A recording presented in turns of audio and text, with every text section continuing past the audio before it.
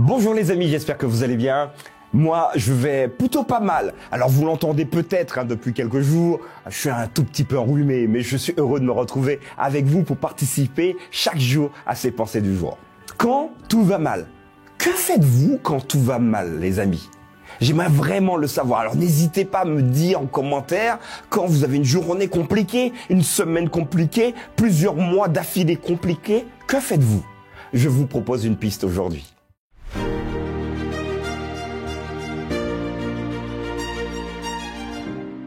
La pensée du jour se trouve dans Zacharie, chapitre 1er, versets 3 à 4. « Dis-leur donc, ainsi parle l'Éternel des armées, revenez à moi, dit l'Éternel des armées, et je reviendrai à vous, dit l'Éternel des armées. » Voilà les amis, il y a quelques instants, je vous posais la question de savoir ce que vous faites quand tout va mal autour de vous. Parfois, on a l'impression que tout s'enchaîne, vous sortez d'une galère et finalement, il y en a une deuxième qui pointe son nez, voire deux en même temps. Et puis, finalement, on peut même crier à Dieu, mais Seigneur, mais qu'est-ce que j'ai fait, s'il te plaît ?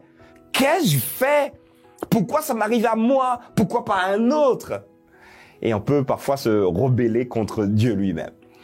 Ça, je peux l'entendre, parce que quand vous traversez des difficultés, il est pas facile tous les jours de pouvoir s'en sortir. Ceux qui sont encore étudiants, ils sont à l'école, ils travaillent, et voilà, la note, elle tombe, elle est en dessous de la moyenne, mais c'est pas possible, mais j'ai travaillé. Allez, ok, d'accord, je me reprends. La prochaine fois, ce sera mieux. Encore une deuxième mauvaise note, mais c'est incroyable, mais j'y arrive pas. Alors, il y a plusieurs possibilités. Soit continuer à travailler, continuer à faire des efforts encore, et je vous encourage vraiment à être dans cette dynamique. Mais au travers des difficultés, j'aimerais vous proposer une des solutions possibles, mais il me semble que c'est celle qu'il faut vraiment avoir dans son sac.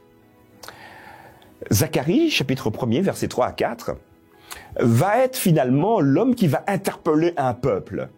Et Israël se rend compte que rien ne va plus chez eux.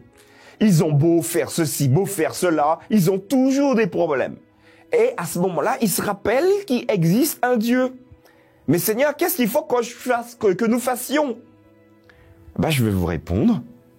Et Dieu va leur donner, au travers de Zacharie, cette solution. Parce que vous avez tout essayé, mais vous avez oublié un paramètre. Revenez à moi, dit l'Éternel des armées, et je reviendrai à vous, dit l'Éternel des armées. Ce texte, il est beau. Il est très bien construit.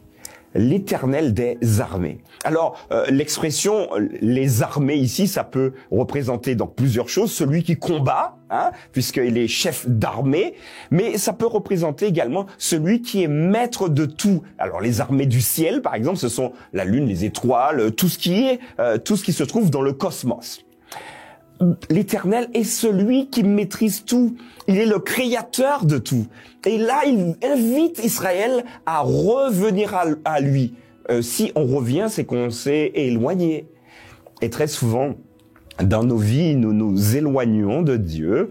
Et l'invitation pour vous, pour moi, aujourd'hui, c'est de faire pause. Seigneur, ok, j'essaye de me débrouiller partout et parfois ça fonctionne moins bien, mais j'aimerais vraiment revenir à toi. Et là, le Seigneur, avec un grand sourire, va dire, mais j'attendais que ça, je n'attendais que ça. Maintenant que tu veux revenir à moi, ma promesse pour toi, c'est que moi aussi, d'une manière égale, je reviendrai à toi. Parce que je suis l'Éternel des armées. Voilà, me semble-t-il, un mot d'encouragement. Quand tout va mal, c'est vrai qu'il faut continuer à espérer, qu'il faut continuer à prier, continuer à faire des efforts personnellement également, continuer à écouter ceux qui nous encouragent, mais surtout à bétonner notre relation avec Dieu. Peut-être encore faire le pas de la foi avec lui, et il sera heureux de nous accueillir.